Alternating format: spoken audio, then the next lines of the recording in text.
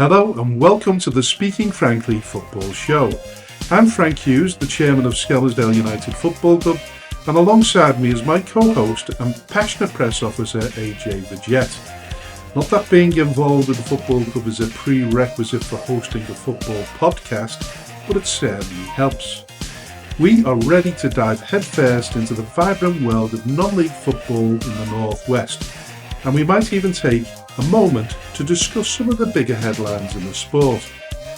We'll explore life in the Northwest counties, bring you interviews with well-known faces in the league, and analyse how local teams are performing while making bold predictions for their upcoming matches. Nothing is off the limits here. We'll be diving into all kinds of topics, including complicated refereeing decisions and regulations that often leave fans perplexed. We want to hear from you too. This is your show, so don't hesitate to reach out with topics you want us to tackle. Let's get this conversation started and enjoy every single moment. We are speaking frankly.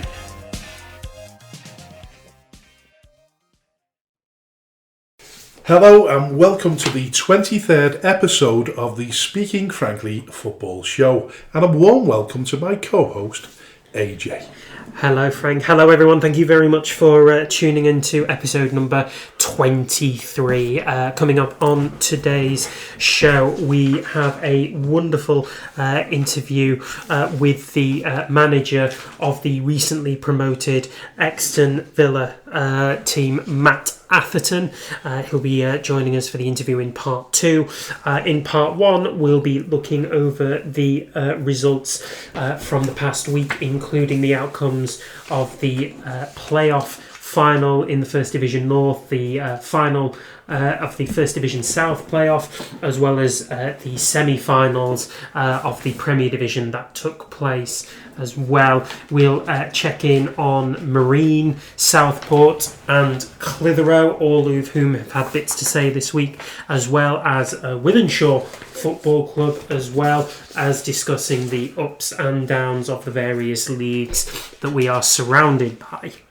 So all of that is to come. Yeah, a much shorter show tonight, obviously, because of the lack of games now. But with it being off-season, yeah. Yeah. So I mean, listen, during the close season, we're gonna have some more interviews. I think one-on-one interviews. We're gonna have one-on-one interviews. We're gonna see how well we're gonna structure the show in the absence of results, because we still want to give you a show that'll keep you occupied throughout, however you listen to our show, whether that's on your night shifts, whether it's trucking up and down the M6, however it is that you do it. We want to give you a good show. So, Northwest Counties in the playoffs. Any shocks for you? For me, yeah. The long and short of it is that Euxton Villa have been promoted from the Northwest Counties Division 1 Hence North. Why having Matt Atherton on the show? Hence having Matt Atherton on the show, very much the flavour of the month.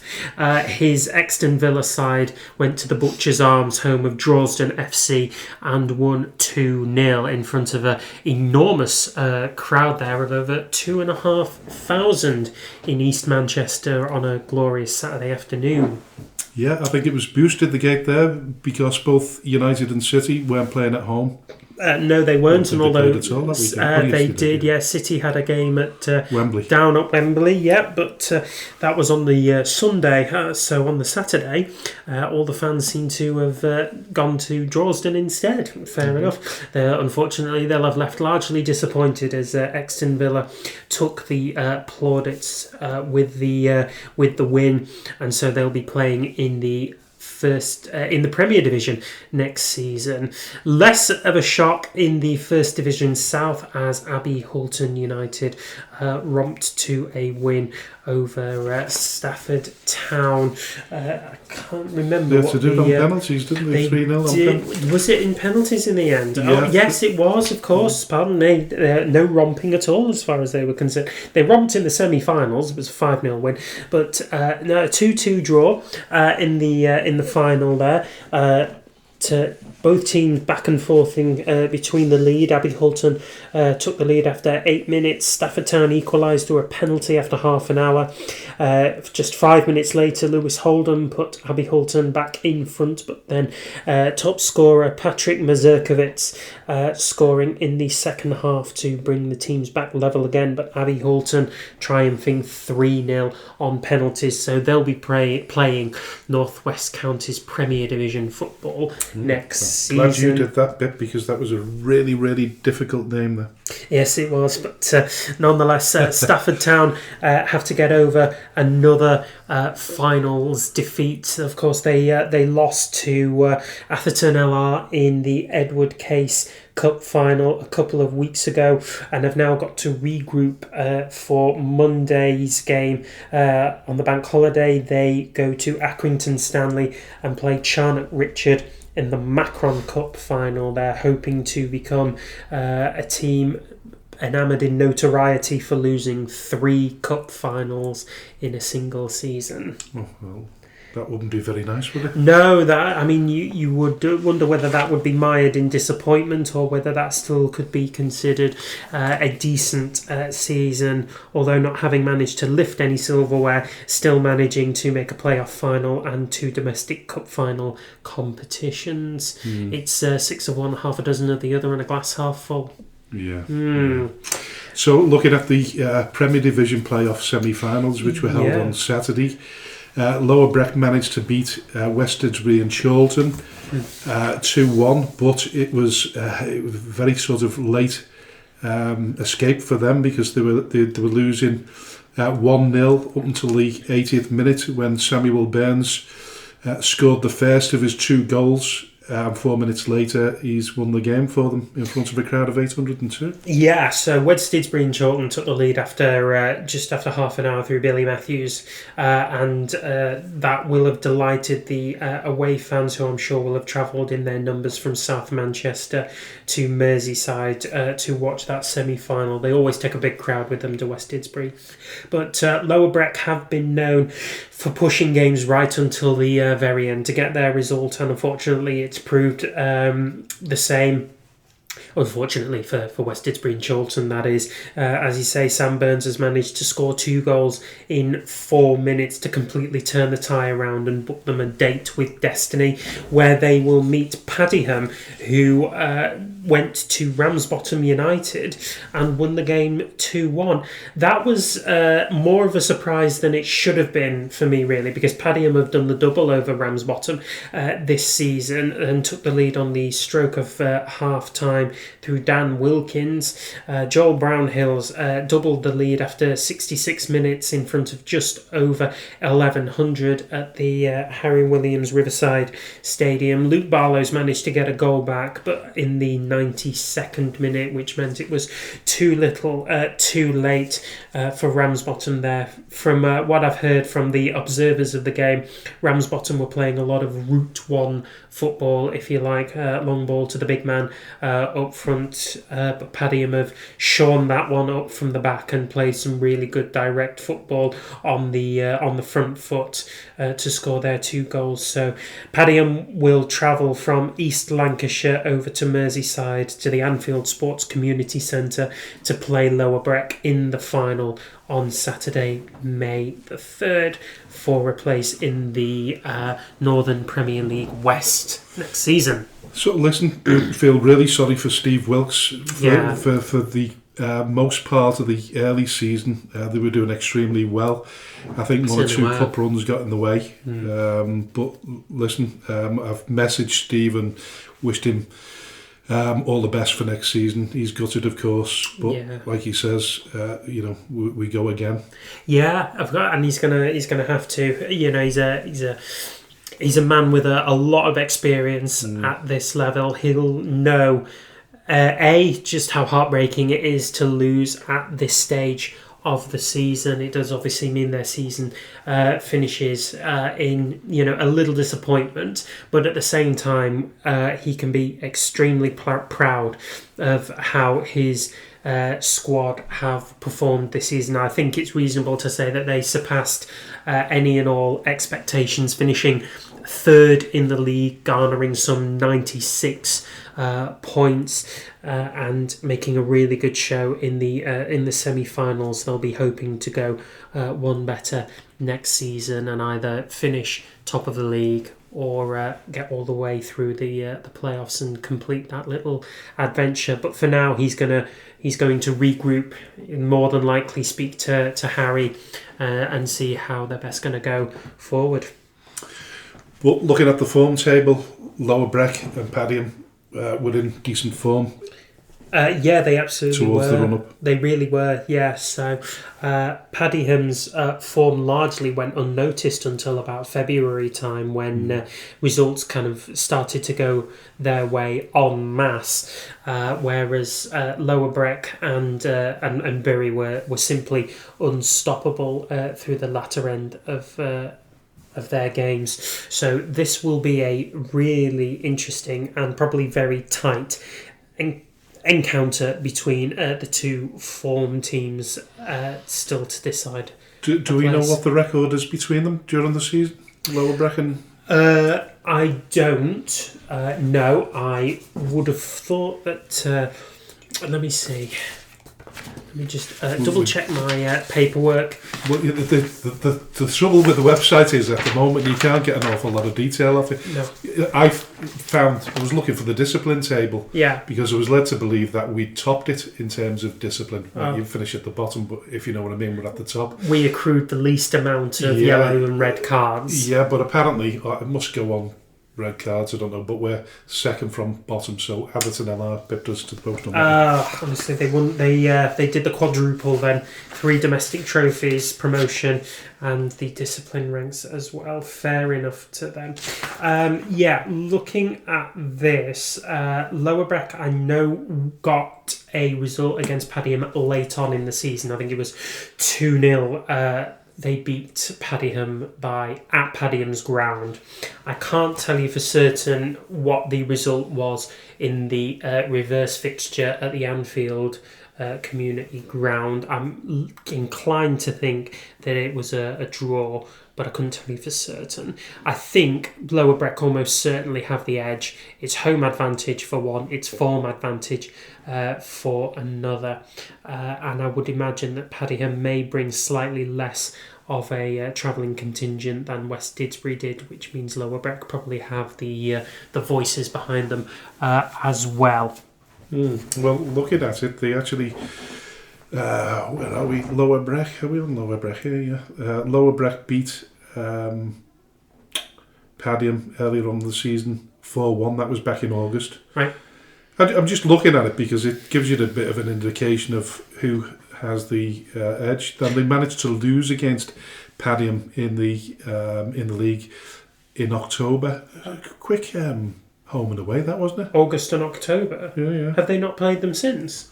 No, goodness me. Yeah.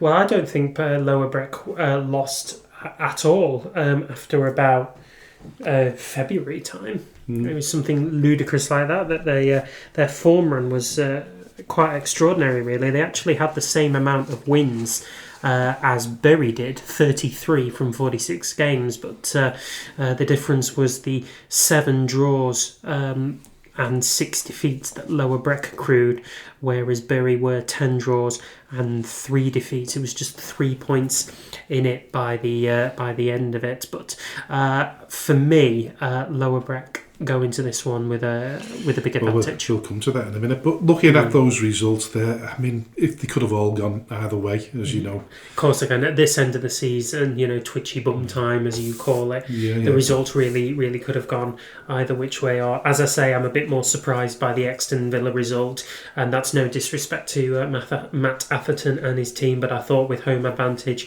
and Droylsden having been almost assured of a playoff place for 3/4 of the season, because they were doing so well, I truly didn't believe that was going to go Euxton's way, but I'm really glad that it did. Moving on to the fixtures, Lower Breck versus Padiham at the Anfield Sports Community Centre. Obviously the Premier Division playoff final. Looks interesting.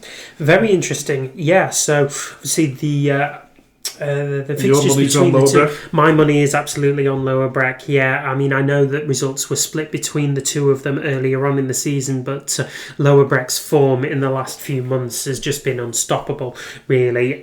So with home advantage, form advantage, I'd say all kind of omens point to them taking that playoff place and joining Bury in the Northern Premier League West next year.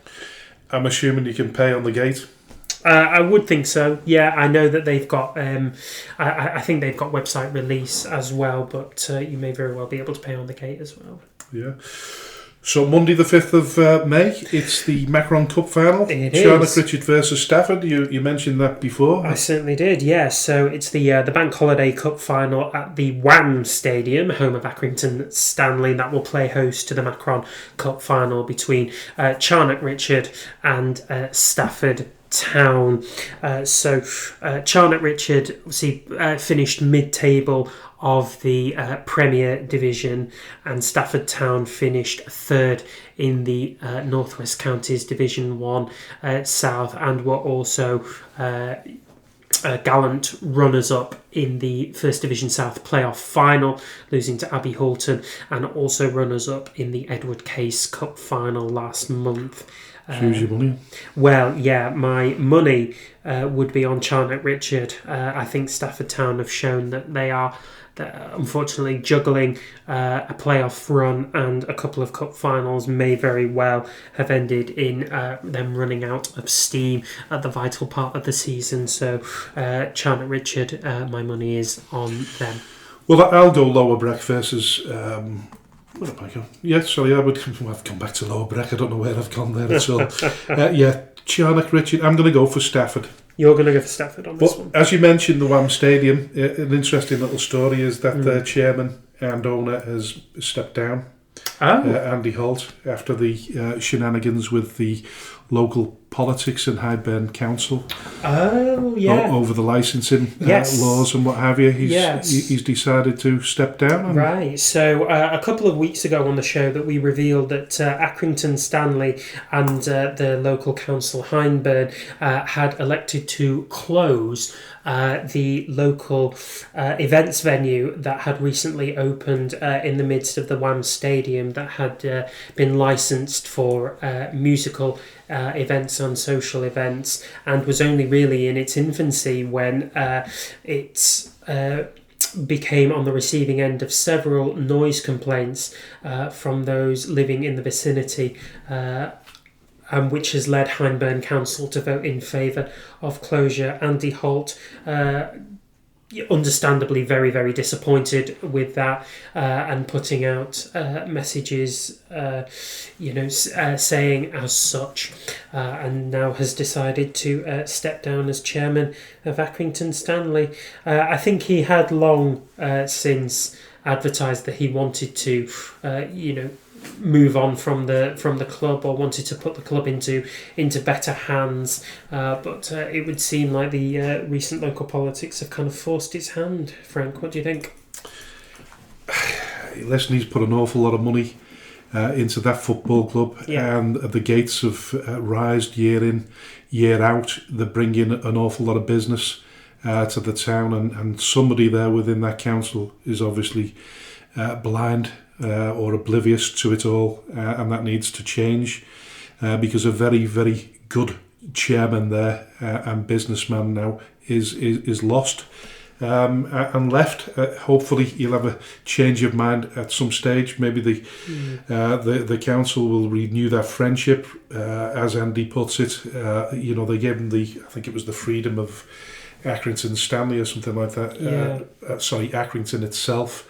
And in the meantime, he believes that they were conspiring against him behind his back all along. So it doesn't sound very nice. If it's all true, and there's no reason to doubt it, then it's a very unsavoury episode in the history of Accrington Stanley. Yeah, very much so. So the way it'll work now is that David Burgess will become Accrington's chairman, while Warren Eastham is going to take up the role of chief executive. I think it's always been the case that Accrington have kind of punched far above their weight financially in recent times, and although he was dismissed John Coleman in March of last year, I think he's done an awful lot of work going into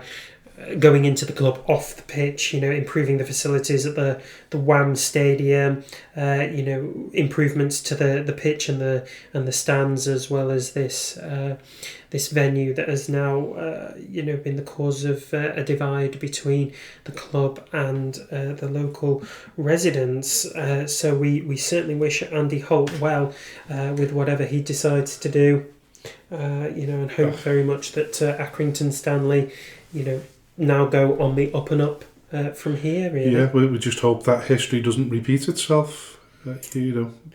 Yeah, I mean, it wasn't long ago that Accrington Stanley were playing outside of the football league. They restarted in the North West Counties the same year as it was formed, and we were founder members ourselves. Goodness me. Yeah. That's all happening at Accrington. Yeah, 2 more finals to talk about. Tuesday the 6th of May, the Liverpool Senior Cup final. Everton under-21s versus Lower Breck. That's at the Walton Hall Avenue. That's the FA, home of the FA. Yeah. Which way do you see that one going?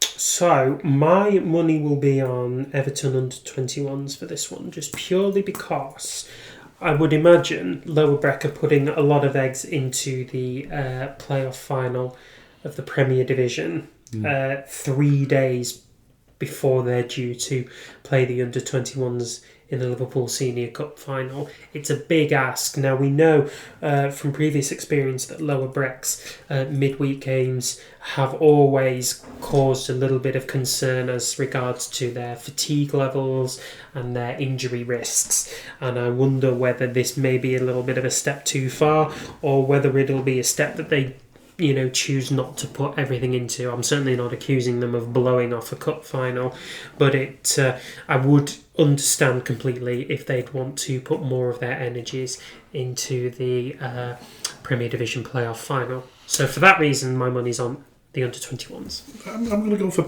Lower Breck. I think they've had a fantastic season. They've shocked me, completely shocked me. I think they've had a fabulous season, and I think they'll round it off with a nice win there. Yeah. So, which moves us on to Wednesday the 7th of May, Allscott Heath versus Whitchurch Allport, played at AFC Telford. Yeah, in the TJ Vickers Premier Cup final.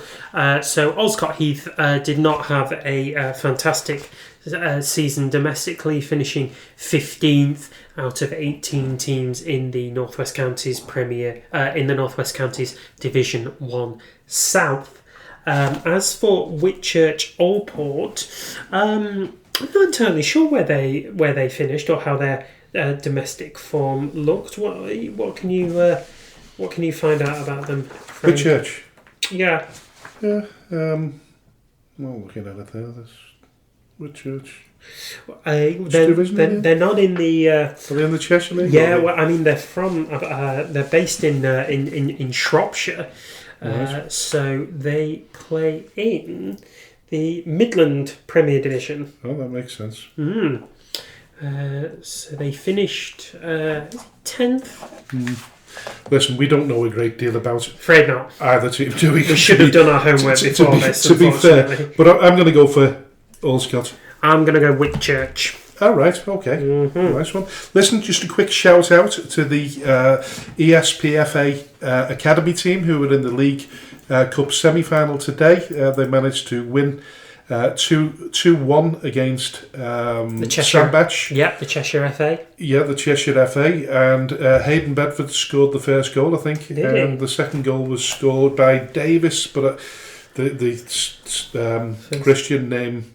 eludes you. Yeah, it's gone. Completely gone. But listen, congratulations to them and best of luck in the final whenever that is. And I'm assuming it'll be over the next couple of weeks. Yeah, we'll let you know as soon as we know about it. But particular props to Hayden Bedford, a real starlet within that ESPFA team. He's made a few appearances for the Skem United first team towards the latter end of the season. Clearly, somebody with a big future ahead of him at this level. Yeah, most definitely. Brilliant. So that rounds off the results and the fixtures. So we'll move on to other news, and you want to start with the Wythenshawe story? Yeah, absolutely. Something that you brought up? Yeah, most definitely. So on the 29th of April, Wythenshawe Football Club made the announcement that James Kinsey is to return to the club as the men's first team manager. Now, James Kinsey, back in January of 2025, was announced as the men's first team manager for Wythenshawe FC, but then left a handful of days later under a bit of a cloud of confusion, really, when he made the statement that his expectations for how the club was to be run differed from how he was told about it when he first interviewed for the first team manager's job. Anyway, he left the club and they have since been relegated from the Northern Premier League West. Now, he is back and he's taken the hot seat on more of a full-time basis. So he said, as for his announcement, it's no secret that there was a lot of noise around what happened in January. Having met with Martin and the board, I have seen the clear changes in the club's structure and the plans to build up this club again following a disappointing season. There is work to be done on the pitch in terms of recruitment, but there is also a lot of work that needs to be done off it to ensure that we are working closely with the community to give a bit back. I'm excited at what the future holds and look forward to pre-season and the challenge ahead. So he's got a bit of a rebuilding job to do, as he has said, and he has already made his first signing as manager by signing Ashley Leather. Ash comes to the club having established a real pedigree at this level, particularly with his exploits at Stalybridge Celtic, where James was also manager. So having had attention drawn to him from clubs higher up the English non-league ladder than Step 6, he's nonetheless decided to sign with James and with Wythenshawe Football Club as they kick off their season in the North West Counties Premier. Well, listen, we'll come to that division and the relegation shortly, because both Wythenshawe Town and Wythenshawe both got relegated this season after going up last season. They did, yeah. It's sad. It is very disappointing for both clubs, but it probably highlights the chasm in talent between the teams that make the jump up from the Premier Division of the North West Counties. There was, particularly at Wythenshawe Town. Yeah, they'd spent an awful lot of money and had announced an awful lot of financial losses during the season, which does kind of beg the question as to where the money was going and how it was spent. I've no doubt that Wythenshawe Town will be conducting a fair amount of investigation into what happened this season to try and avoid the same mistakes. Moving on to Southport Football Club, we mentioned them last week. There was a rumour going round about Peter Mitchell, the chairman, stepping down. He's actually made a press release this afternoon, and basically he said, first of all, I'd like to confirm that Tammy Burgess has stepped down from her voluntary role as sporting director with immediate effect. And obviously on behalf of the football club, we'd like to thank her, express our sincere gratitude and dedication, professionalism and significant contributions during her time with us. But secondly, to back up the story from last week, in respect to recent speculation, I can also confirm that the Big Help Group have entered into a period of exclusivity regarding the sale of Southport Football Club. Furthermore, I can confirm that the process is currently underway to obtain the necessary league approvals for the transition of ownership. Okay. So, what does that say to you, Frank? He's selling it. Okay. Yeah. It looks as though it's the story. I think the story was revealed first by Stephen Killen. Yeah. Is it Off the Park? It is Off the Park. Yes, very, very big on the non-league news circuit. They're usually one of the very first people to find out about breaking news anywhere across the non-league circuit at our level. Yeah. So we look at. Listen, Southport's a big football club, isn't it? We know that. You know, it's played in the Football League once upon a time, 1976, 77, I think, when they left and we were replaced by Wigan Athletic. So it's got huge potential, and in the right hands, I think we mentioned it last week. It could go places. Yeah, it really could. I mean, it's had a bit of a disappointing season as far as the domestic campaign is concerned. I mean, they only just came off of, only just survived relegation from the National League North, finishing 18th out of 24 teams, really. Well, they managed to play a significant part in the championship winning team in the end, because they played Scunthorpe and beat them, didn't they? Did they? I thought they played Scunthorpe and beat them. I think they played Kidderminster. Oh, right. Yeah, because Kidderminster lost on the final day of the season, which means that Scunthorpe finished in second place in that division. It wasn't enough for them to secure automatic promotion, as Brackley Town took the sole automatic promotion spot. But nonetheless, Southport ending that season on a little bit of a high to finish 18th out of 24 teams. Now, the writing was on the wall quite late on in the season for the 4 teams that went down: Needham Market, Rushall Olympic, Warrington Town and Farsley Celtic. The top of the relegation teams, Needham Market finishing on 39 points, 12 points adrift of Radcliffe, who finished in 20th. So an awful lot of rebuilding to be done for Southport, but the stadium, is in good nick. The squad have shown that there is talent and potential in there. It just needs somebody with some deep pockets and solid business acumen to start making sure that they go places.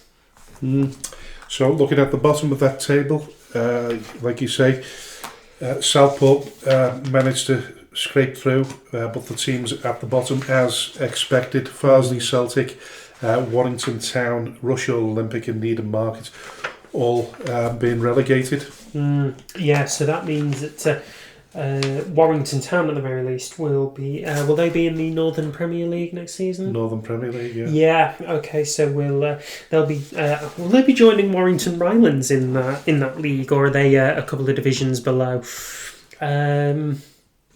Not too sure. Well, listen, we've got it there somewhere. Yeah, Warrington Rylands, yes. Yeah. So they'll be joining Warrington Rylands in that division next season, when Macclesfield Town won that league at a bit of a canter, accruing 109 points, which we talked about in last week's episode.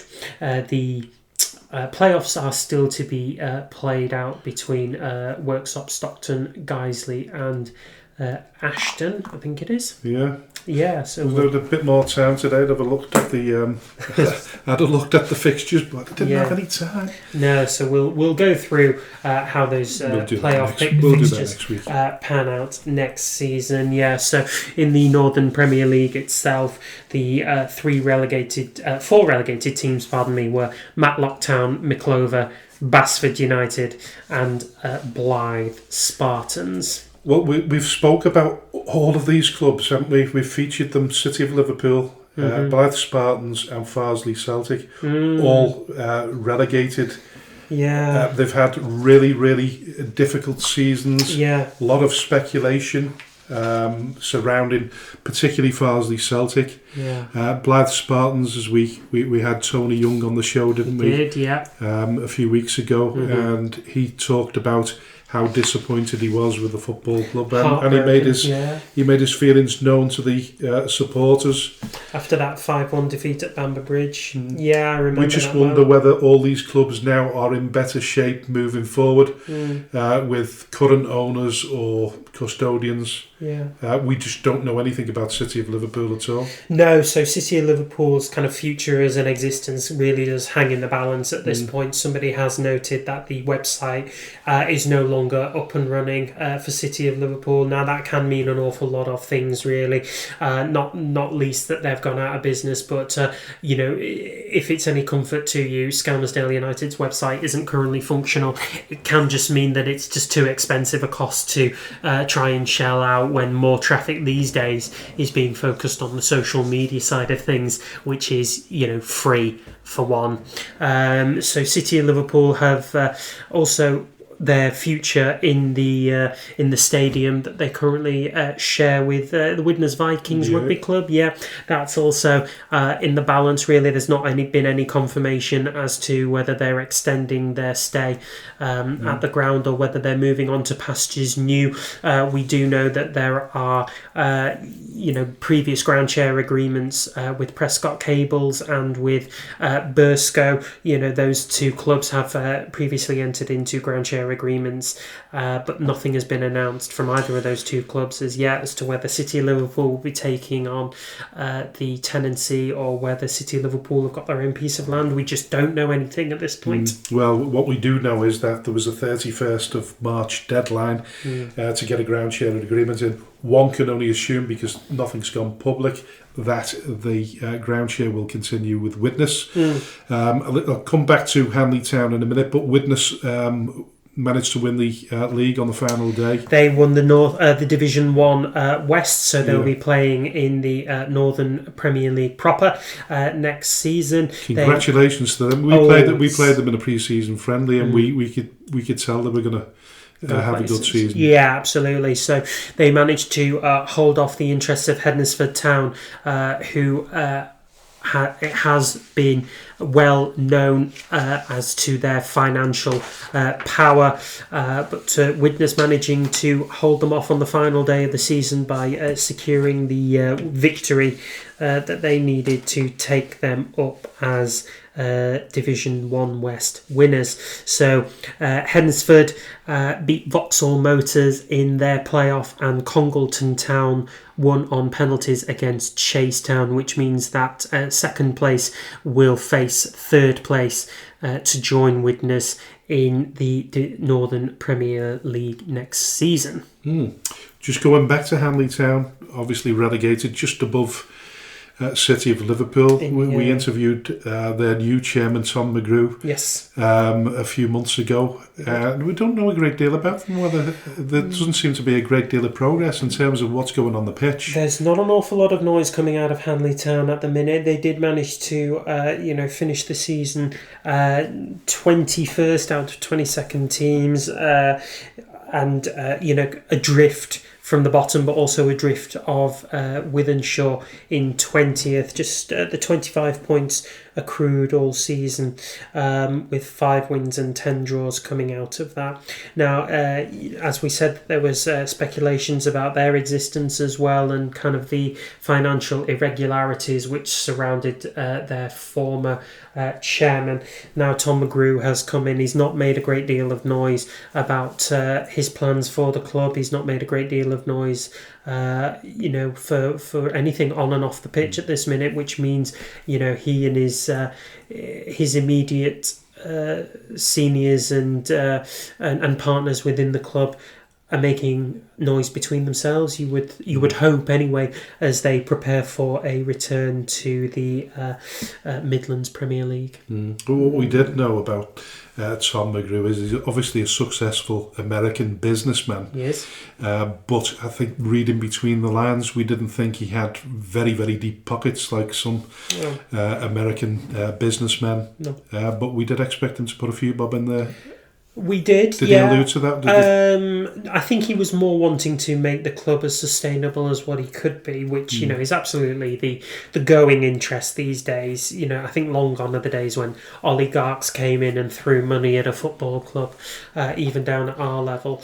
But we are looking for an oligarch. We are looking for an oligarch. So if you know an oligarch, if you know anybody who's Russian and has a few bob in the bank that isn't going to be tied down by various political red tape, then please give him our email address. Yeah, please do. I'm looking at the National League Premier Division. Brackley Town managed to. I'm looking at. I'm rocking the wrong one here, aren't I? Oh my God! We discussed that. Brackley Town did indeed go up as champions. Scunthorpe United will play Chorley in their playoff place after Chorley beat Kings Lynn Town 1-0. So the way it works is Scunthorpe United finishing second and Kidderminster Harriers finishing third and Chester finishing fourth, I think it is. They immediately get a bye. So they they sort of get a bit of a bye, if you like, where Chester played Buxton and Kings Lynn Town played Chorley. So Chester and Chorley managed to secure safe passage through to the semi-finals. So Chester will play Kidderminster and Chorley will play Scunthorpe for a place in the final to see who then goes up. Sorry, I'm mystified here. How many teams are in the playoffs? So the way it works is second, third, fourth, fifth, sixth, and seventh are in the playoffs. Oh, right. Second and third get a bye, and fourth, fifth, sixth, and seventh play each other to see who will then make up the semi-finals. So Buxton and Kings Lynn made the playoffs but are out now, and Chorley will play Scunthorpe and Chester will play Kidderminster. The winners of those will play each other in the final to then see who goes up. Listen, you've definitely given knowledge to people that were totally unaware. I just thought the playoffs worked the same way as the rest of them, but they don't. Really complicated way of doing it. But then I would imagine there'll be a fair few crowds knocking about watching those playoff finals. Yeah, absolutely. So Scunthorpe United tend to have an average attendance of about 4,500 to 5,000 on this one. From what I've already seen, they have opened up a previously closed off section of the Attis Arena for the game against Chorley, which has been very much in demand. I think tickets have now passed the 7,000 sales mark. So that's going to be an enormous game between one particular heavyweight in Scunthorpe United and Chorley FC, who I have seen firsthand are an extremely well-run club off the pitch. An awful lot of volunteers putting their time and efforts into securing as much money as what they possibly can for this club, not least as well the commitments of the two owners, being the band members from Boyzone, coming in and making money and sustainability where they can. So Chorley very much good value for their place in the playoffs. It's certainly been an interesting season from their perspective. Oh, hugely, yeah. And everybody likes a good story. Everyone loves a bit of an underdog story, and I think Chorley will certainly mark themselves down as the underdogs in the face of previous Football League, representatives in Scunthorpe, Kidderminster, and Chester. And now I did want to go on to the National League Premier Division. They picked up the wrong piece of paper, but Barnet managed to win the title. York City now in the playoffs. I spoke to Richard Rodey on Saturday. He was en route to his old club, York City. He's affectionately known up that neck of the woods as the Angel of the North, not just because he's a Geordie, but also due to the fact that he's a goal-scoring legend. I'm assuming he was invited up as a special guest, and he managed to oversee a 2-0 win over Solihull Moors. York finished the season in second place, and they are my favourites to win the playoffs and get promoted back to the Football League, where I believe they belong. Best of luck to York City. You've actually been to their stadium, haven't you? The LNER community. Oh, it's lovely. Yeah, it's lovely, but it's one of those stadiums that you, when you walk off the car park, you think you're on a retail park, and then all of a sudden this stadium opens up behind a big sort of shopping facade, if you like. Right, okay. I didn't know that. But York themselves managed to secure second place in the league and therefore a bye into the playoffs as well. So did they do it the same way there? Did they? Pretty much. They finished where Scunthorpe finished in the second. Some really good quality teams there. Yeah, very much so. So York. And Forest Green, Rochdale and Oldham and Halifax and Southend making up those playoff places. Now, from what I'm seeing here, York, Forest Green, Rochdale, Oldham and Southend, all with former Football League pedigree. Have Halifax ever been there? Pardon? Have Halifax ever been in the Football League? Oh yeah, Halifax were. Were they? Yeah, they were kicked out. They ended up in the Northern Premier League. We played them. No way. Yeah. I mean, this shows my lack of knowledge at this level. As you say, I've only been in this environment for a year, so you're a mere cub. You're a mere cub. I am a mere cub, indeed. Yeah. Yes. But listen, looking at who might go up from the National League, we already know. We already know one team, but we know two teams that are coming down into the National League. Yeah, Carlisle United and Morecambe were confirmed to be relegated from the Football League. Carlisle United, I suppose it's particularly sad when you think of the magic that Jimmy Glass produced. For those of you who don't know, Jimmy Glass was a goalkeeper who in 1990 scored at the other end of the pitch to keep Carlisle in the Football League back in 1990. And so therein they stayed all the way up until this season when they were relegated out of the Football League. And they'll be joined by Morecambe, who had a disappointing season by all their standards and were relegated in March. Listen, you didn't do so bad for a young man there with that bit of information. Do you know what? That's one of those pieces of information that is written down in footballing folklore. It certainly is. Yeah, it is. I think a lot of people my age and kind of older know that one. One of those top questions in a quiz as well. Oh, that's a wonderful piece of pub quiz knowledge. Yeah. Listen, Carlisle have been up and down over the years. My old friend Charlie, he's a big supporter of Carlisle, so he'll be absolutely gutted on that one. But Morecambe, brand new stadium, relatively brand new stadium. Yeah. You'd have thought there'd have been a bit of investment there, but why isn't it? I mean, Tyson Fury, as far as I'm aware, Tyson Fury uses the gym there, doesn't he? Have you seen that? I didn't know that, to be honest, but it makes sense. He is a Morecambe resident. Do you think he'd spend a few bob on the team? You'd have to ask him, really. Has he got big enough pockets? Oh, without a single shadow of a doubt. How much do you think he's worth? Oh, God. A couple of 100 million, I should think. Do you reckon? Yeah. Crikey. The amount of money he's earned from the fights, yeah, absolutely. It looks as though he's coming back out of retirement as well. Well, yeah, I mean, he's made some noises about going into a third fight with Alexander Usyk. Nothing concrete there, it's just smoke and mirrors at the minute. But at the same time, Joshua's started training again. Anthony Joshua has started I don't think he stops, to be fair. No, he absolutely doesn't. But again, you kind of wonder where his boxing ambitions would take him right now. But if we're going to open up a boxing podcast, then we'll let you all know. Well, listen, I can't leave the boxing just now because I watched the Ben Eubank fight on Saturday night. What a fight! Did you see any of it? I didn't. No, it was an absolute slugfest for 12 rounds. Yeah.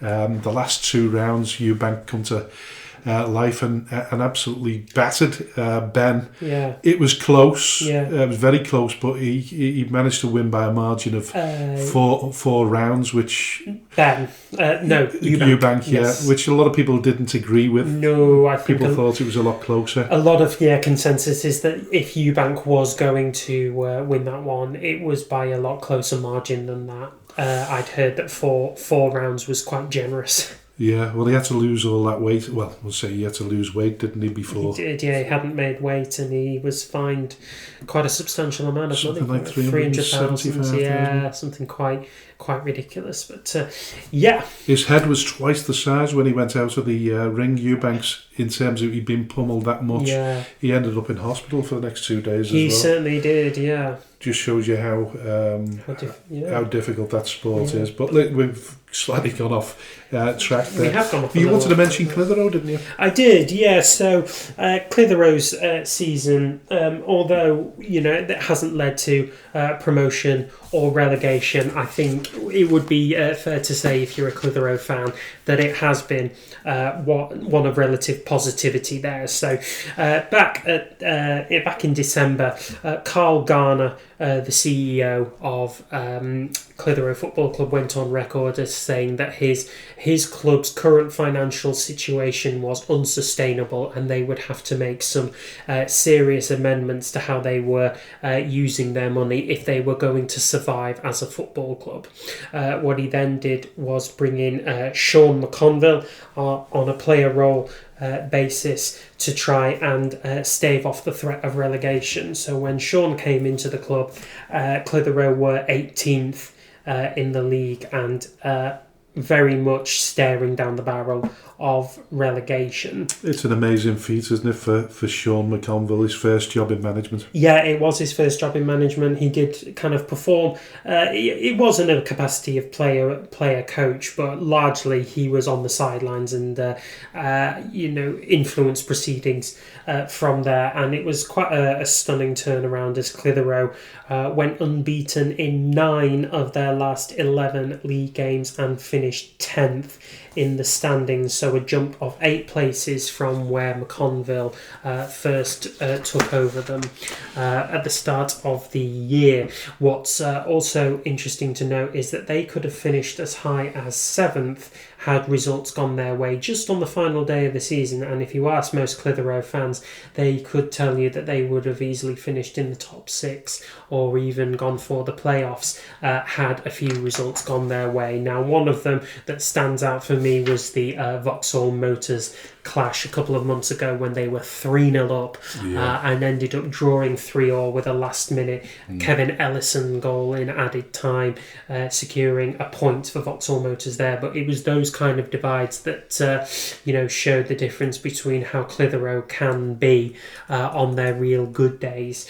It was about the first time Sean showed any pressure, wasn't it, after that game? It really did, yeah. He said that result wasn't good enough, and that he expected more from his team. It's certainly improved since that point. Most certainly, yeah. So in a bit of a final season interview roundup, if you like, with the in-house media team, he and Carl went on record there to confirm that they had managed to achieve this season off the back of a 25% cut in finances, which included substantially trimming down their squad. I think Sean prefers a much smaller squad to work with, all of whom were able to fully buy into what he was doing for the club in the short term and the long term. He let go of 2 of his most seasoned players, one of whom was Tsffs Gonzalez, who was a high earner off the pitch, financially speaking. So letting him go kind of released a few of the purse strings for Clitheroe and allowed them to bring in just one player on a full-time contract, which was Leon Creech, whose output for the club secured so many good results for them, helped him to form a really good partnership up top with Veron Parney, both of those two forming the real point head of a major attacking threat for them. And then Sean using some savvy knowledge about football at this level and in this area to bring in a few players on loan deals to then help the club float in mid-table where they'd reasonably been for the last couple of months. I think survival in the Northern Premier League Division 1 West had been assured from as early as mid-March. So then it was a case of just pushing up the league as much as they possibly could. But a huge congratulations to Sean and Carl. We've got a soft spot, haven't we, for Sean being an ex-Schem player? Yeah, we hope to get him on the show sooner rather than later. Yeah, most definitely. That wraps up the first part of the Speaking Frankly football show. After the commercial break, we'll be speaking to Euxton Villa manager Matt Atherton. Please don't go anywhere. Special shout out to all the businesses that support Skelmersdale United Football Club, Origin Sign Company, T&W Garners, 7PDS, Schem Express Cars 5005, Lease Car UK, RNB Auto Centre, SB Skills Solutions and Hey Presto Web Design. Thank you to everyone who donates to the club, supports our race nights, raffles and the lottery bonus ball scheme, and of course the last man standing. A special thanks to those who organise these fundraising events, especially the incredible Lee Davis and Lucas Bergquist. To all who stand by us both on and off the field, we are truly grateful. If you wish to sponsor the show, please contact me at chairman.schemutdfc@gmail.com or call me on 07766 054 548. All proceeds will go to Skelmersdale United Football Club. Thank you for your unwavering support. Welcome to the second part of the Speaking Frankly football show, and a warm welcome to Matt Atherton, who's the Euxton Villa manager. Hello, Matt. Hi, thank you for having me. Yeah, listen, it's great to have you on the show. Listen, we're going to talk about the magnificent win at the weekend a little bit later in the show, but just to give us an idea of what Matt Atherton's all about and where you started. In terms of my football journey, I started with Euxton Villa, which is something I'm very proud of, to be back with Euxton Villa now. I'm just maybe a few years older. But no, I was there as a junior all the way through to 16 and made my debut for the first team at 16 before jetting off and having a good decade and a bit playing non-league football at various clubs, Connors Quay, Ramsbottom, Bamber Bridge. But I was probably most remembered from the time at Runcorn Linnets, where I was there for probably the best part of 8-9 seasons, and I think I'm still the record appearance holder there. So that's that. And then I came back to Euxton as I turned 30. Came back and was asked to be player manager to hopefully push on through the pyramid a little bit as the club wanted to kind of kick into the semi-professional game. And fortunately, we've had some success, a couple of promotions, and here I am now, just retired. So just officially a manager now, but 36 and ready to tackle the North West Counties Prem. Is that likely to change next season? Do you think you'll get a bit itchy feet?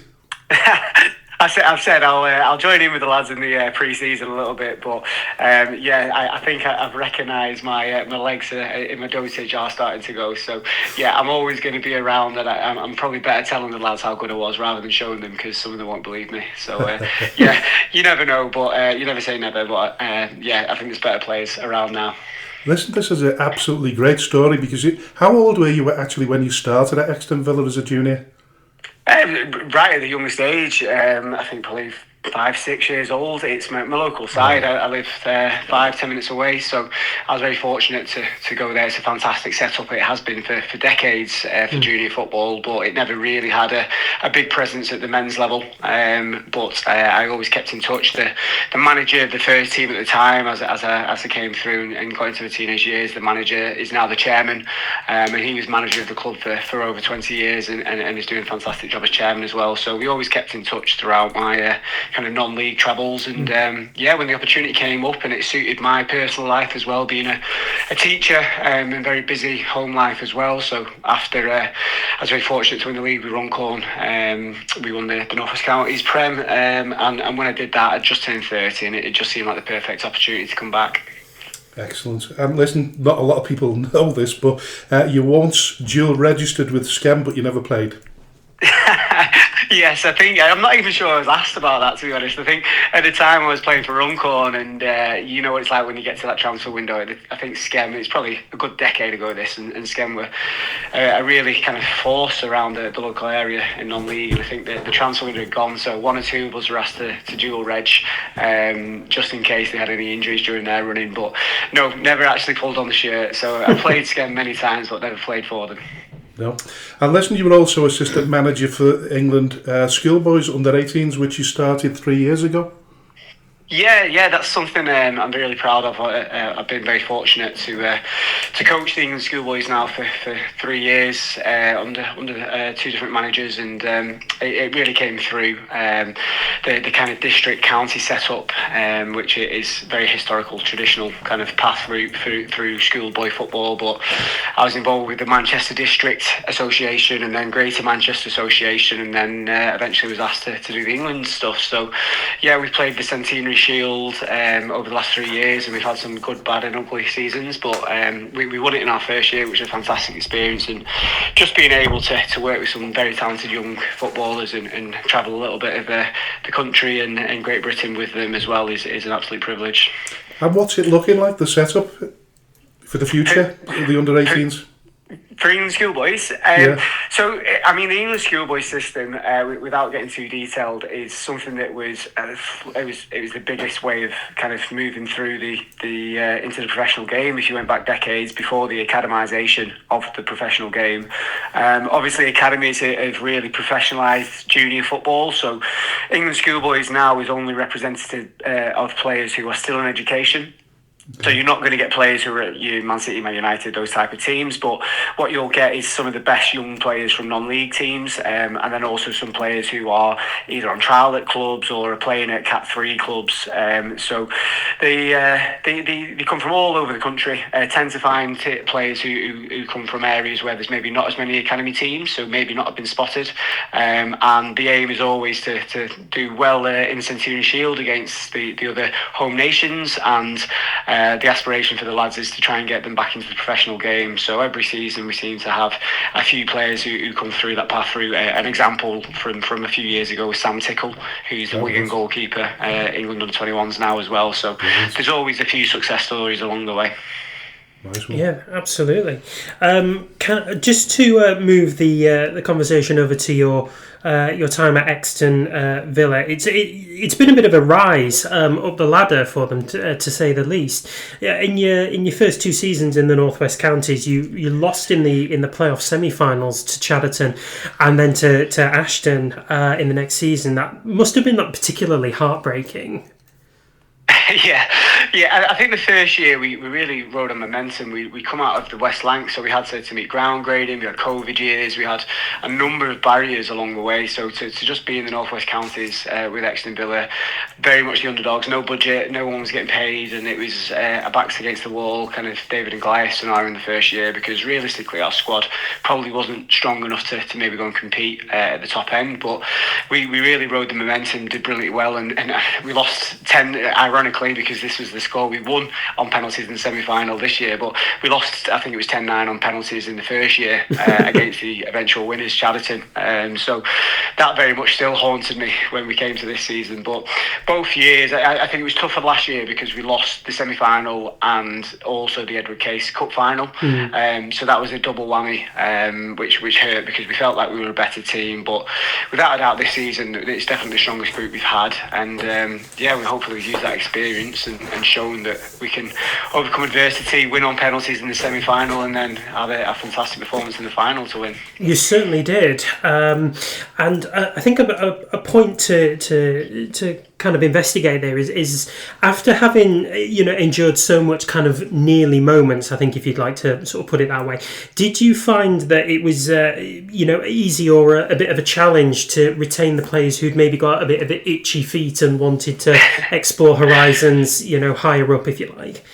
Yeah, I mean, it's probably the biggest challenge in non-league football, isn't it? Is how do you keep players happy without necessarily having the financial reward on the end of it? And that's certainly the case for Euxton Villa. I think some people see the way the club's gone about itself and the success we've had in the last few years and assume that there's money behind it all, and there's not. Our budget will be absolutely probably in the bottom 2-3 clubs in the league, but we've been very fortunate to keep a group together because we've had a lot. We've got a great group of lads to begin with. We've got a lot going off the field in terms of what we try to do in terms of the setup, and obviously the pitch was a big factor as well. We've had a £1 million 4G pitch built and improvements there, so that was something to look forward to. But every year we've lost players and re-recruited, and it's just making sure that recruitment's strong and not changing the core of the group, keeping that core players. I mean, we when we've won it this year, we still have 4 players in that squad in that matchday squad who were with us way back when I first started 6 years ago in the West Lancs. So we've kept that nucleus there, but even from the cup final team last year, I think 4 of the starting 11 weren't involved this year. So we have seen that gradual change and shift. But the biggest bit of advice I give to anyone who's maybe in a similar position with a budget that's not going to be at the top end of any league is get the right group around you, keep them together, and then add players around the side who have the right character. You don't always have to have the best individuals, but it's a team game, and that's been evidently shown, I think, with our success. Most certainly. I mean, the season didn't start, as you would have liked. I think it's fair to say. Just 4 points in 4 games, and losing to Droylsden and Ashton Town. You then kind of turned it around with a big win against Maghull and a draw with Holker. Did you look at the calibre at the opposition at that time and think you would expect them to be there or thereabouts themselves? Yeah, absolutely. I mean, I think everyone, if you asked them at the start of the year, where would Ashton Town and Droylsden finish, they were all one of those 2 teams people would have probably said would have won the league. Ashton Town obviously just lost it on penalties in the playoff final the year before, and obviously Droylsden being the club they are, the size they are as well. So we knew that we were going to be challenging games, and as I say, we'd gone through that kind of cycle of bringing some new players in who we probably didn't know a great deal about at that point, and we probably didn't know our best team either. So we knew it was always going to be a challenging start, and it showed that. But we quickly got ourselves going after that, and you did indeed. So 6 straight wins followed in the league, including one against the eventual champions Atherton LR. You'd eventually managed to do the double over them. You'd also started a mini run in the FA Vars. Did you feel as though at that point you were back on track? Absolutely, yeah. As I say, I think we found our strongest team then, and football, particularly in non-league in the early months, it's all about momentum because you play so frequently. You Saturday, Tuesday, and you just bouncing from one game to the next without too much training and coaching and input. So if you get your pre-season prep right and you're confident in the group you've got, which we were, we knew it would come good. And yeah, I think we've always had them little spates of winning runs, which have it just sets you up for the season. Every year we've been in and around the playoff picture from the get-go. From if you look at the league table at the end of August, in every year we've been right up there, and I think that's a big thing to keep that even when it gets more challenging and games get called off. If you give yourself a good platform to start with, then you give yourself a good chance at the end of it. Yeah, listen, we felt the strain by the end of September ourselves. The difference for us was we were trying to experiment and bring in a relatively young squad.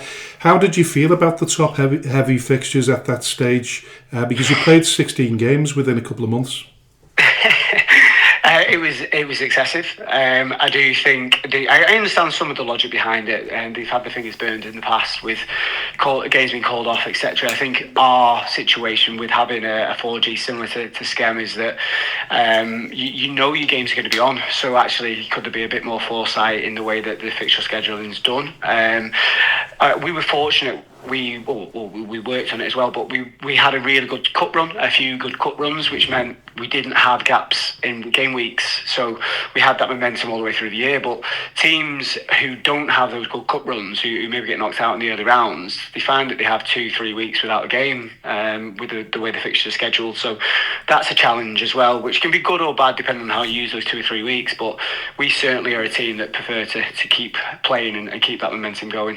And that, like you've alluded to there was a glut of cup games in October and November, but in between that you've slipped up against Main Road and Steeton in the league, games that I would imagine you'd normally expect to win. Yeah, absolutely. I think we early in the season as well. I think we did have a little bit of one or two players with injury issues, knocks, niggles, and by no means trying to use that as an excuse. But I think we realised maybe at that time our squad depth was good, but we were maybe missing those one or two outstanding individuals when others were not available. So I think that probably put the end to any sort of title charge to us at that time of the year. I think we realised it was going to be a playoff push again, which is fine. I think realistically we knew that would be the case due to financially the situation we're in. We're not competing with those top teams, but if we can sustain that 70-80% momentum as much as possible, then that's where we're looking at. So yeah, I think we realised who was going to dig in at that point and be with us maybe to the end of the season, and one or two maybe who fell by the wayside a little bit later on. And from Boxing Day to the middle of February, you did kind of go through a bit of a rough patch with 3 league defeats and a win and a draw. You'd slipped out of the playoff position at this point. Are you and the players feeling the effects of what was quite clearly an arduous season at this point?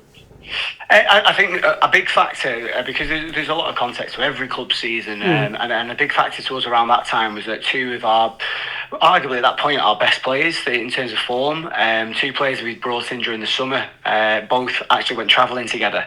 So this was something that they came and saw me after training. They were like, I just need to have a quick word with you. And I thought, a club's come in for him, or a manager spoke to him, or something like that. And then one of them came and was like, yeah, I'm going travelling. I was like, oh, right, okay, enjoy it. And he's like, yeah, I'm going in 2 weeks.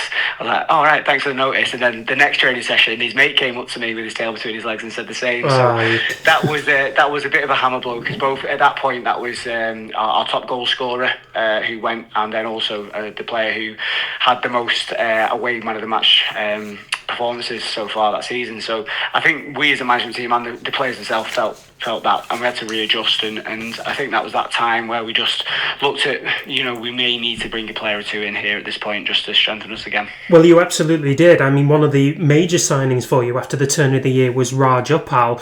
How big an impact did he have upon your kind of final momentum push into the playoffs?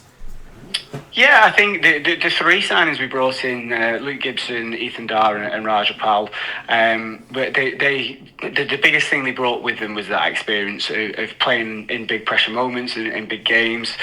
Raj and Ethan particularly were 2 players that had been with us on the journey anyway, so we knew what we kept in touch. They'd had opportunities to move up the pyramid, and we knew if things weren't working out for them that they'd love to come back, and it just worked perfectly for us. And Raj at the top end of the pitch, he's a big presence. He's a player who that he's going to trouble defenders, whether he scores them or brings others into the game. When you get him fit, he's very, very good at that league, and I think he scored 18 goals for us the season before, so we knew exactly what we were getting. And same with Ethan and Luke, both very experienced players. Ethan, who again have been with us, and Luke, who I think may have been a scam player at one point, but I know he's been around the county's Prem for the best part of a decade, so we knew they would show us up at the back. So those additions just boosted the whole group, I think, and you saw that in our running. Yeah, certainly did. As we alluded to before, you also managed to do the double over Atherton LR away from home. That starts a decent run of 6 wins, 2 draws and just 1 defeat. You really came good at the right time.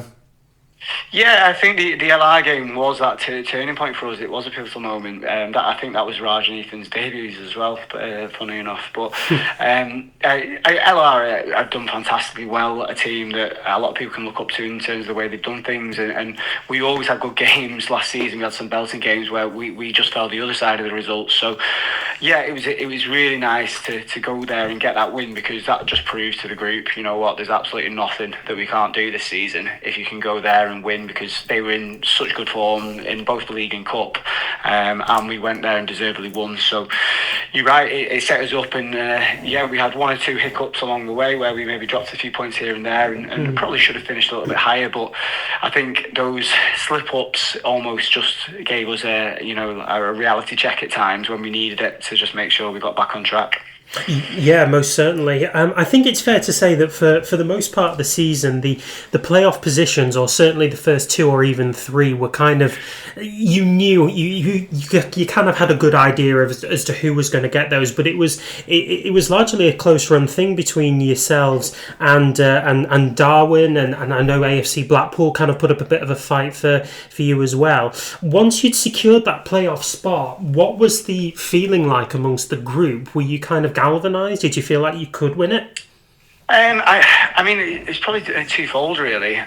You're right, there was a good running. I mean, Darwin's form in the back end of the season was outstanding. And it was only really in the last 3 or 4 games where we were very confident that we were going to make the playoffs. But we spoke about how we wanted to firstly give lads opportunities. So we did give players the chance to try and earn the shirt, which maybe slightly impacted on performances and results, a few draws here and there.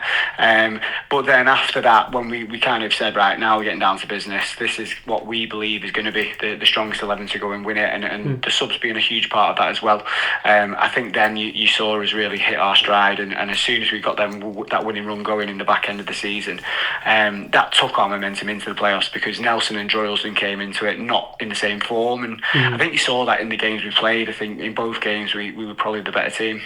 Yeah, you certainly were, and I think probably nobody epitomised that more than the two players who actually scored for you throughout those two playoffs games, Rajapal, who we mentioned, and Alex Cahoon, like truly the big names for the big occasions, because between the pair of them, they were your only two goal scorers in your last 4 games. Did they have kind of the experience of big game management, do you feel? Well, I need to credit somebody here, because Raj was not the goal scorer in the final. He got the goal and he got it put on the system, but actually it was our top goal scorer for the season, Dan Singleton, who actually got the goal. Oh, was so it? Raj is stealing people's limelight here. But no, absolutely. I mean, you look at your big players. Alex is our captain, and he's been with us all the way through the journey, and he's probably the first one to admit he's maybe not technically the best player in the group, or maybe, tactically the quickest, or any of those kind of attributes, but what he gives you in terms of leadership qualities and his commitment and desire to win games, I think that was really set a high bar for everyone in the group, and I couldn't be proud of him in terms of scoring both in the semi-final and the final. And as you say, I know Raj was a big part of that, but Singy, who got the goal as well, he's been with us for all the way through the playoff journey, as well as the 3 years we've done in the North West Counties. So poignant that it was two players who had been with us for a long time to get us there. Yeah, most certainly. And in the semi-final playoff against Nelson, you've managed to win 10-9 on penalties, which sort of revenge for the season before last, when you lost 10-9. Yeah. I mean, when our keeper stepped up to take it, I thought it's going to happen again here, because our keeper 2 years ago hit the crossbar, and that's when we eventually got knocked out.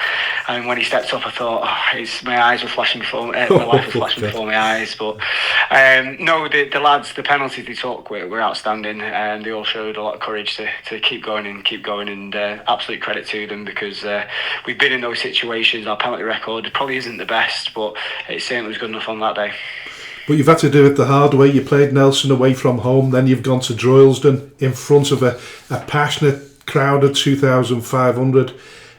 Was the win as easy as it looks? You've got 2 goals in the first half. Was it an easy win, or was it a nervous win?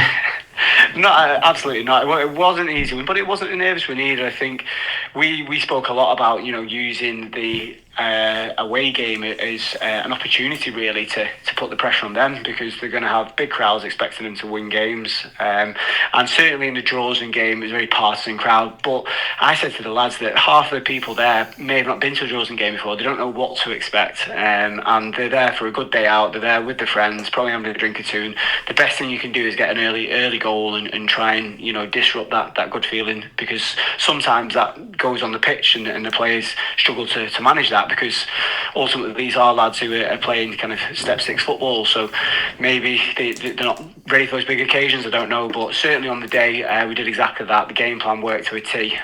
We managed to manage the first half very well, get 2 goals early doors, and then second half just make sure that we did everything we could to see it out. And I don't think our keeper was overly tested. There wasn't any contentious moments. The game went the way we wanted it to, and yeah, very relieved to hear that final whistle. Yeah.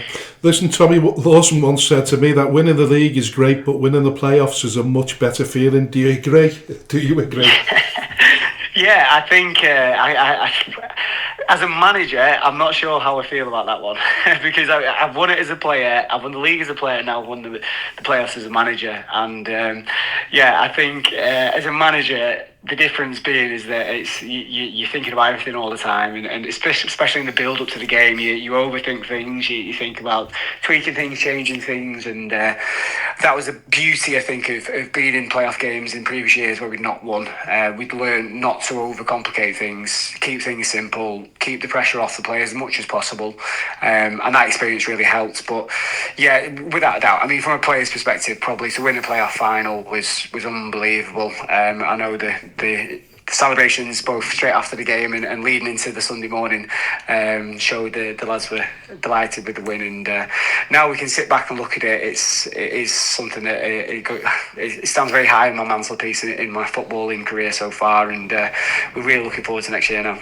Yeah, listen, I was gonna ask you when the party started, and are you still nursing hangovers, or will there be a few more before the next couple of weeks are out?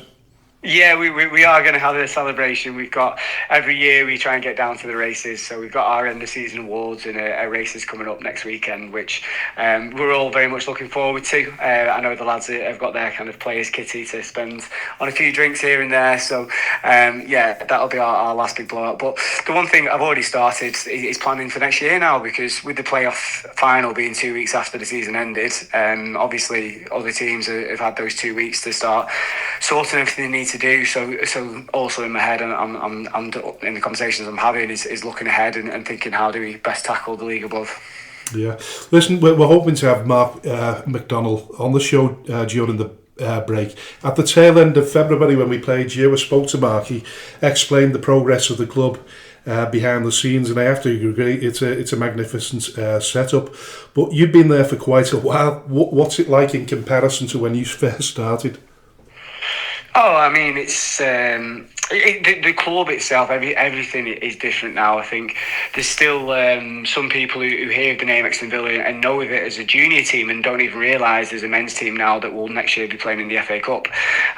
So I think the difference there, and look, the big selling point Mark gave to me was there's no finance involved, there's no money, there's nothing about promises like that, but it was about being able to create a legacy and a history at your local club. And I mentioned earlier, I was very proud of my playing career at Runcorn, and I'm still somewhere that I love to go and kind of speak to people about my playing time. But from a managerial perspective, I'd love to do the same at Euxton, and already we've seen 2 promotions, play a final, win a cup final, and we've seen the more importantly the development off the field, which Mark and many volunteers have had a big part to play in making sure we've got all the grants, funding, etc., everything we needed to put this 1.1 million pitch and facility down where we can benefit from it, but also the 30 odd other junior sides, female sides, disability teams can all benefit from as well. So that's for me where the legacy leads, and hopefully we continue to progress as a first team, but that's just one part of Euxton Villa and what makes Euxton Villa. So it's the bigger picture really, and that's what makes me really proud. Yeah, I know you've said there's not a great deal of money at Euxton, but the plastic pitch in the car park, I would assume, bring in a fair bit of revenue. Is there any sort of money to work with there? Is it better now than it was? I mean, anything's better than nothing. So when you start off with no budget, everything every year feels like it's better. But no, I mean, budget-wise, I think whilst we're not here to talk figures, I think the one thing I will say is that lads were picking up £10 a game at times. So there isn't any sort of financial reward necessarily for players, because whilst we've got a brilliant pitch that we can make revenue from, a lot of that pitch use is from our junior sides. Most of it, in fact, we don't really use it too often for community use, and also the car park where we do generate some revenue from the local college. All of this is being feeding back in, because whilst we've had grants from the Football Foundation, we still had to put hundreds of thousands of pounds from the club's perspective as well. So I know the club has had to forecast that over time to make sure we get back to a level footing, which I fully understand and appreciate. But But I'll certainly be knocking on Mark's door to see if we can maybe ask for a little bit more for next season to keep us competitive. A lot of people don't realise that when you've managed to get the funding for a plastic pitch, you've also got to put some money aside over the next 10 years, haven't you, to make repairs or maintain it. Yeah, you certainly have to have a robust business plan, and as you say, you've got to evidence you're putting a set figure aside to then do everything you might need to do with the repairs 10 years after 10 years. So, yeah, there's a lot behind the scenes, and that's a challenge as well, because the club has moved up through the pyramid, and that brings ground grading improvements. So, for example, next year we're going to need some extra seats, we're going to need a PA system, we're going to need some other things sorting, and all these kind of financial things that you have to consider. And at the end of the day, there's a lot of volunteers that help and do lots behind the scenes, but it's still a voluntary community club at heart. So it's about us being able to kind of catch up on off the field things as well, and market ourselves well enough so that we do have not only money to support the first team, but also money to support our junior setup, our female setup, and our disability teams. It's been great that you've been able to manage what's going off the pitch as well as on the pitch, so it's sort of in alignment with each other. The progress is good. Listen, we obviously we played you a couple of times this season. You're a well drilled and organised team, strong and extremely fit. But I guess now the season is over, you've probably already started planning, or I think you alluded to it earlier. You'd probably be looking to strengthen the squad a little bit as well.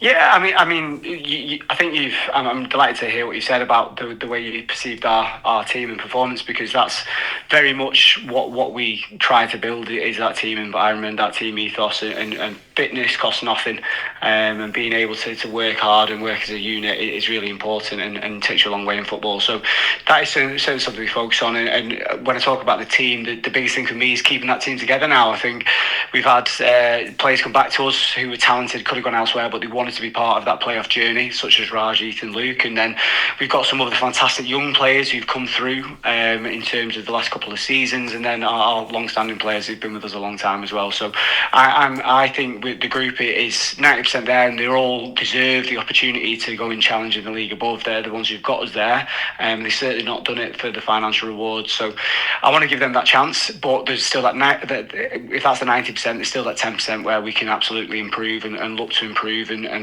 for me, it's just finding the right characters who want to do it for the right reasons. So we'll certainly be looking to add 2 or 3 quality players to that group as a minimum, and then we just see where we go from there. Yeah, most definitely. What are your aspirations for next season then? I mean, the way I look at the next season is that similar to when we came to the counties in our first season, we didn't have an aspiration. If somebody asked me, I said we just want to stay up, because that's the priority. And certainly that'll be the same case next year. We're not daft. We're going into a league where we will have the smallest budget, and we'll be playing against some big fish who are very, very much more established than us. But we like the underdogs story and tagline, and I think that showed in the playoffs. So we'll do everything we can to not only kind of stabilise ourselves, but see where we can get to. So I'm not setting any targets in terms of I want to finish the next position with X amount of points, but that's something we'll certainly reflect and review as the season goes on. Yeah, brilliant. And listen, the first season, as you mentioned before, competing in the FA Cup, I bet you're all looking forward to that. Yeah, I mean, it's the kind of thing when you're a kid or someone who is playing somewhere, you can say, oh, I playing the FA Cup, Euxton Villa, which I know if you asked us 4 or 5 years ago when we were playing in the West Lancs, that certainly would have been a pipe dream. So it is something that will be a momentous day for us, and it's another thing that we've managed to achieve. But at the end of the day, we go into that and want to be competitive. We know there's financial reward much higher in the FA Cup for winning games than there is in any other cup competition. So we've got to go into that with our eyes open and see if we can get through at least 1 or 2 rounds, and that will benefit us in the long term. So looking forward to it, and it is in August, so I'm not sure whether I'll be there because of school holidays. I might need to have a holiday myself, but I'm trying to work things around if we can. Yeah. Listen, I believe we've got a mutual friend, by the way, Andy Barlow. Yeah. So Andy and I played together at Runcorn when he wasn't being sent off. Yeah, but nothing's changed there. He got was it a seven match ban? Was it? Yes, it was. Yeah. He spent more time being ineligible than being on the pitch. That's all I remember about Andy. I mean, it was many years ago, but no, that's the beauty of football. You come across some great characters and people who you might not speak to on a daily basis, weekly, monthly, but certainly when you come back across them. I mean, we reconnected this season when he was involved with Skem, and it was great to be able to touch base and talk about the good times. And that's what football's about, isn't it? It's building those friendships and knowing people around the game and just having them experiences together, which you can kind of recollect as you get a bit older. Yeah, most certainly. At 36, you're probably one of the younger managers on the North West Counties circuit. From a personal perspective, what are your ambitions moving forward? My ambitions haven't changed. It is to try and progress the Euxton Villa Football Club as far as possible. I think I'm fortunate in that I work as a teacher. I'm a deputy head teacher in Bolton, and that takes up a lot of my time. I've got two beautiful girls, and I'm very lucky to have a family behind who are very supportive. So lots and lots of commitments. So Euxton Villa suits me in many ways with all of that going on as well. So from a personal perspective, I just want to keep progressing and moving the club forward. And I love working with players who want to improve and coaching players, so it gives me so much control, which I know if I went to another club, we might not have that control of the way we do things. So I'm just looking forward to the next couple of years of a project. Yeah, I think Dan Dawson, the manager of Market Drayton Town, I think he's a little bit younger. I think he's about 32, isn't he? Yes, 32. 32. Yeah, I think he's got a sort of similar feeling towards his football club as well. He's no ambition beyond. I'm not saying no ambition, but he's quite happy to be settled where he is. Yeah, I think as a manager, you look at the project first and think about whether or not it suits your ambitions. And absolutely, I am ambitious, but I'm ambitious for the club. If things are change, or in my personal life, or with the football team, then things might change in the future. But right now, and throughout the kind of 6 years I've been doing this, it's been a passion project that myself and Mark have worked very closely on with the help of many others. So I don't see that changing in the near future. But football's a funny game sometimes. You never know what might happen in the future. But certainly want to see where we can get to.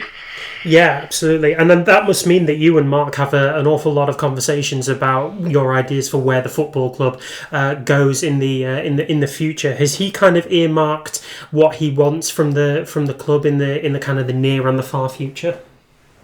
I think you're right. We do speak often, and we do. I think the biggest picture we always had was to get into the North West Counties and to progress the club.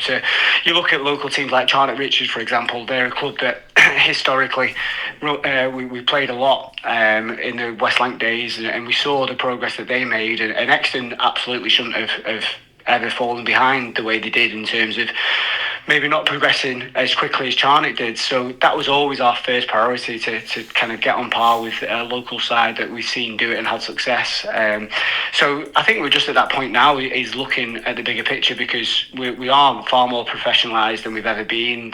As you've already mentioned, the pitch means that we've got to be more professional in the way we conduct ourselves. I'm sure the revenue of the club is £1 million plus. So there's lots of factors that impact on and off the field, and I come from the first team perspective, and I very much have a passion to progress that. But Mark probably has to take that wider view. So we've got many conversations ahead, and we speak, if not daily, at least every few days. So we'll see exactly where we are in the next few weeks in terms of the next couple of years. But as soon as I feel as though we don't have a plan and we don't have a project, then I've got other things that I could be doing. So that's why, for me, it's keeping that momentum going and keeping progressing.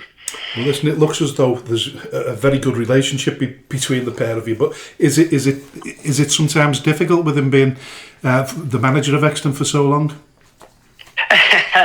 No, I mean, it could have been, absolutely could have been, but I think, like you've already said, Mark and I have a very close relationship, and when I first came back for a year, it was Mark last year as manager, and I was just doing a player coach for him, and that was a transitional year which allowed us to kind of lean from the manager role for Mark to stepping back. And I think Mark has been great, but he also accepts that kind of the semi-professional game is something that he doesn't have the experience in as much. So I think he's been brilliant to work with and allow me to, from the football perspective, just do what I think is the right thing to do. And fortunately, with his support, we've got where we wanted to get.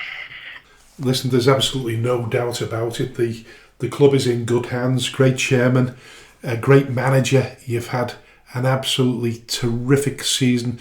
Wish you all the best of luck next season and beyond. And thank you very much for being a superb guest on the Speaking Frankly Football Show. Thank you, and thanks for your time. You're more than welcome. All the best. Care. Cheers. See you later. Bye-bye. So listen, I think that rounds up. There's not a great deal of news in non-league right at the moment, but I'm sure there will over the coming weeks, and like we said, we'll keep you up to speed on that and bring our guests in over the next few weeks. But listen, we've got to that part of the show where I ask you the question, what have you learned this week? So this is a tricky one, really, because with very little football being played and very little news to kind of make you aware of, there's only so many things that we can really learn from this one. But I suppose what I'll say I've learned is that football at this level, at the level that we show and we represent, continues to surprise you every single week. I am surprised by Euxton Villa going up, although pleasantly surprised. I am really surprised that perennial heavyweights like Droylsden and Nelson did not go up despite their obvious big financial backing.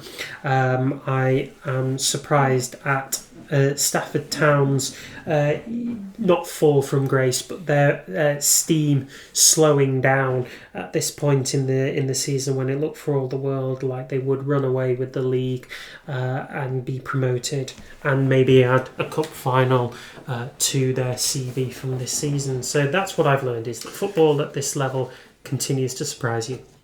What I've learned from a skim sort of perspective, in our season being a particularly poor one, is that, you know, we're not on our own. We've talked about the City of Liverpool, Blythe Spartans, people that we've clubs that we've had, Hanley Town, the two Withenshaws going up and then coming straight back down. It's difficult to run a football club at any level. But what I've also noticed throughout the season is that the calibre of teams, particularly in the Northwest Counties North Division, surprised me. It shocked me more than surprised me. Listen, it'll carry on because there's a plethora of teams. We'll have Squiresgate and Cone, I'm assuming, will come down into the Division 1 North. So listen, it's going to be an interesting season next season. So I've learned. Listen, it's difficult for everyone, top, bottom or middle. The pressure is there for everyone. It really is, yeah. Speaking of Skelmersdale United, we still have no word yet on where we will be next season, but we are led to believe that the announcements will be made within the next 2 weeks. Yeah, because by Saturday, obviously the final between Lower Breck and Padiham, once that's over, I think the FA can do some serious number crunching. Yes. Would you call it?